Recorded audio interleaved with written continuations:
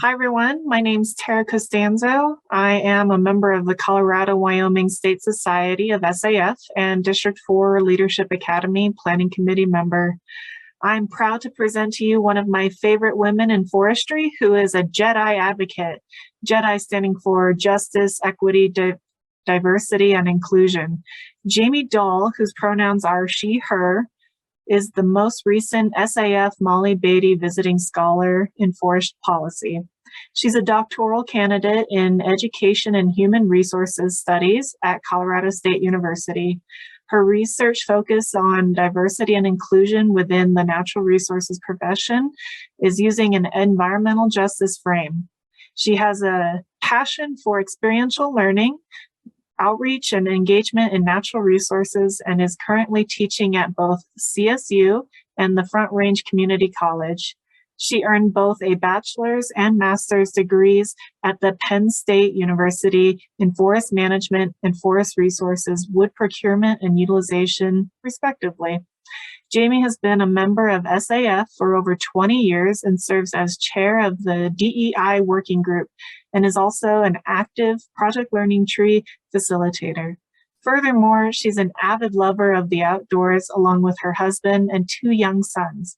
I'm happy to call her a friend for over 10 years and am honored to introduce you to Jamie Dahl, who will share fascinating information about diversity, equity, and inclusion and how you can apply some of this information.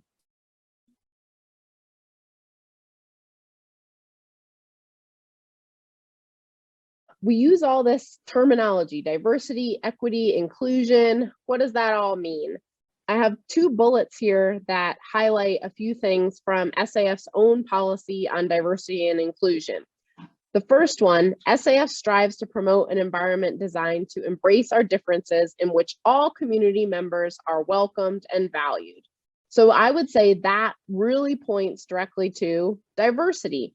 We're celebrating differences. We're making sure all community members are there at the table or at the dance, which is a little comparison I'll make in a moment. The second bullet, also straight from the policy, successfully engaging people with diverse backgrounds and perspectives strengthens our communities. This points directly to inclusion. Are folks engaged? Are folks fully participating? So the dance comparison is, some folks like to put it this way: diversity is getting all the different folks to the dance. They show up, they're there.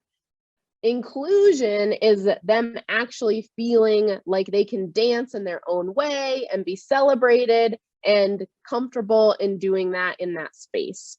Listen to their own music too. Equity is another term that we use. This is everyone getting the supports they need to succeed. And it's important to distinguish this from equality, which is often about equal. Equity, you might get different supports because we all need different things, and that acknowledges that. Justice, what I often like to think about us striving towards, is where we actually try to move the cause of some of those inequities or barriers. So can we get that out of the way? Can we mitigate that? And there's always more terminology. Access is another word that's used in Society of American Foresters and can be an important part of this discussion. Who's coming to SAF? Who's coming to this program? Who has access to it? And how can we give more folks access? So there's always more work to do. There's always more components to consider. The terminology is evolving, but hopefully that's a good start.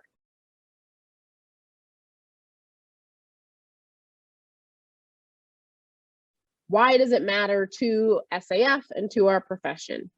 So the first one I don't even have up there because I hope we all acknowledge it, but I'm gonna say it. It's the right thing to do. It's the right thing to do to pay attention to who's here, who isn't here, why is that, what are the roadblocks, how can we engage and include everybody. But there are other reasons. Diversity, equity, and inclusion makes business sense.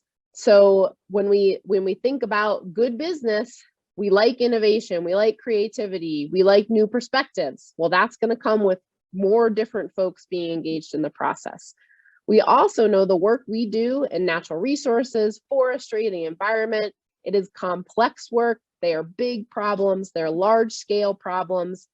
We are often trying to meet multiple use needs for a diversity of stakeholders. And so the more different folks we have engaged in the leadership and the decision making, the better we're going to do at coming up with awesome solutions and adapting. It also really matters to the future of forestry as a profession.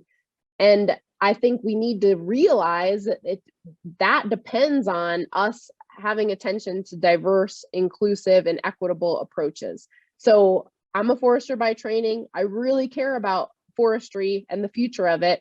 And it is a place where we're seeing declining enrollments, fewer students choosing it amongst the other suite of environmental options. We know that SAF membership over time has declined. We know that the gender makeup in Society of American Foresters, so when SAF asks, we have about 11% reporting as women, and we have about 5% reporting from a minoritized racial or ethnic group or members of color. So those are low numbers. They are lower than making comparisons to what we see in who's graduating in natural resource degrees. They're also far lower than what we see out there in US population demographics. And we know those projections continue to get more and more diverse. And so to me, if we want to see forestry thrive in the long run and SAF thrive, we need to pay attention to this. And then SAF is a volunteer-based organization. So we're all here because we like engaging in SAF and we want to be here. And so if we want to get different folks and keep some of the different folks, we have to make sure they feel welcomed, valued, and affirmed as part of the organization.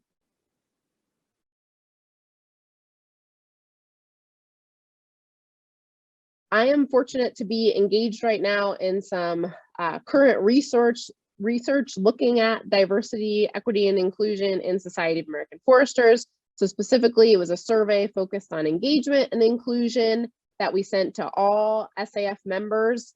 And this is part of my doctoral dissertation research that's still in progress.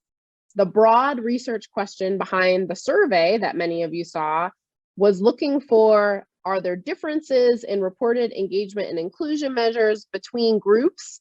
So comparing potentially men and women, or between racial and ethnic identifications and other minoritized categories. And importantly, we asked all members, we want to hear from everyone and also determine what are different ways that people maybe are not feeling fully engaged and included all across our spectrum of members. So we did find meaningful differences between groups, and that was supported by the statistics. I'm going to give a few highlights from that. So one thing that emerged was that women perceived greater stereotype threat levels than men in SAF. So stereotype threat is, if we can all kind of envision what's a stereotype. Well, stereotype threat is that risk that can be felt of confirming a negative stereotype about one's group. And so it has been researched in women and in people of color, and has shown up in other populations. And we also know that it can impede academic and career success. And so it did show up in SAF when comparing women and men. It also showed up when we looked at members of color, and they perceived greater stereotype threat levels towards their race and ethnicity than white members did. So what can we do with that? One, we can acknowledge, hey, it showed up. Women felt this towards their gender. Members of color felt this towards their race and ethnicity. And there also is work out there in literature that gives us some best practices where we can mitigate that and help address that. We also had some findings for the LGBTQ plus community. So LGBTQ plus community members in SAF reported lower sense of belonging. So that's that kind of feeling of inclusion and being accepted. And for that community, it was lower than it was for the non-LGBTQ plus members. And there were some other trends with the LGBTQ plus community. Overall, I would say generally when comparing, minoritized groups' perceptions of SAF culture were lower than majority groups. And so this is just a glimpse into some of the things that we're discovering, and we'll be sharing that more with SAF members and publications and other ways. And then the other important thing that I'm doing now is blending the statistics with the qualitative stories. And so folks wrote in a lot of comments to different questions in the survey and shared about their experiences. And now we can kind of look for themes in that and tie it to some of these stats that we're finding to better understand. So stay tuned for more of that. And thanks to anybody who did the survey.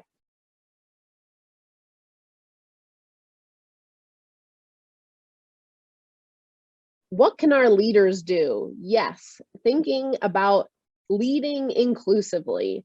Some ideas that we get from the Center for Creative Leadership I have are these first 3 bullets: committing to ensure that all team members are treated equitably and respectfully, feel that they belong and are valued, have the resources and supports they need to succeed. And this ties to some things we've already been talking about.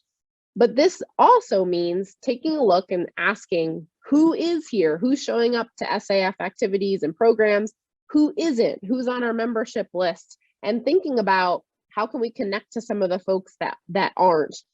Also, it means asking some questions and listening, which is that last bullet, because we're not going to know how folks are feeling, valued, belonged, respected, unless we have some dialogue about that and do some active listening. The resources and supports is also so important, because as leaders, we need to do our best to, if we want to make sure we have early career and younger leaders, we got to seek those folks out and provide the supports they need to step into that leadership. And then the same with also looking at purposely getting different perspectives. If we want somebody with a little bit different discipline background, or somebody who is a member of color, or a woman, or a member with kind of different abilities that we need to bring to the table, we might need to just go right out and ask them if they want to step into that, and ask how you can support them in doing so. We also have to do the self-work. So this is not everybody else's work to do, it is our own. If we all are doing that self-reflection, thinking about our own lived experience and our own kind of view of the world and how that might be different from others, that's a really important part of this process. And that includes, so for me, I will share, as a white woman, really thinking about how does being white show up in my life? How did it show up in my upbringing and kind of my access to things? And I think, that's something that not all of us were kind of raised to talk about very much, and it's important to do so. So the self-work also includes reading some different things, listen to a different podcast, look at a different article, watch a documentary that's from a different lens, a different approach than you might normally have. So trying on some different ways of thinking purposefully. And that connects also to bringing and celebrating different voices. So in SAF, again, when we think about leaders, when we think about committees, when we think about guest speakers and activities, just trying to really broaden that, celebrate those differences, and then listen to the feedback and the information that we get and process that and use it to continue to change. So I also have a couple pictures here, which are a great time to give a shout out to District 5. So District 5, Wisconsin, Minnesota, Michigan, Iowa, put on a fabulous leadership academy in the fall that was focused on diversity, equity, inclusion content and helping leaders there to better infuse that into their leadership. They had an awesome variety of speakers, and you see some photos from that. Also, local actions such as what District 4 is doing and infusing this into their virtual leadership academy content. So let us know if we can support. There's 2 districts here I just mentioned that might have some examples for you. And also, the SAF Diversity and Inclusion Working Group, feel free to reach out to us. We would love to see more local action, more local committees forming on this topic, and we are happy to help connect with resources and contacts.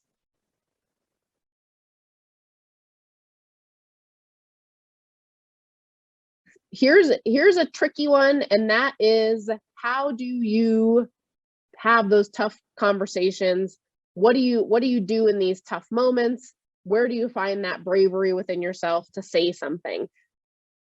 A method that has been really helpful to me is the OTFD, which I put the source here if you want to check out kind of some of where it originated, but it stands for open the front door. And that open the front door is to help us remember: observe, think, feel, desire. So observe, you share some factual observations. I noticed. You can always share something you think, because that's personal, that's yours. And the same with feel. I feel. You can always share your own feelings. And then, what would you like to see? What's the desire? So I think it helps a lot to give an example. And this example is one that I have encountered multiple times in my career. I'm guessing many of you have as well. And I also, this tool is what I go to and what I have used to get that moment of courageousness to say something when this comment comes up. I noticed that you made a generalization about hiring practices. I think that comment had a negative impact on many of us. I feel uncomfortable moving forward without addressing this further. I would like us to talk about what you meant when you said that only women and people of color have a shot at the job. So I'm imagining some of you are pondering now and thinking about perhaps hearing that at some point in your career. And I also want to point out, it's really helpful too if you're in a more power position. So if that comment's said and you're a man in the room and you can say something, say it, try this, because it always helps if it's not the minoritized group that has to do the speaking. But sometimes we do anyway. And I also would say, if you forget the acronym in that moment, asking questions is the other good tip. Just ask a question. What did you mean by X? Because that kind of hit me wrong. Well, thanks you all. So please feel free to reach out if you have any questions or want any support that the working group can potentially provide. So I'm connected with that working group. My name's, again, Jamie Dahl, and you'll have my email. So feel free to follow up.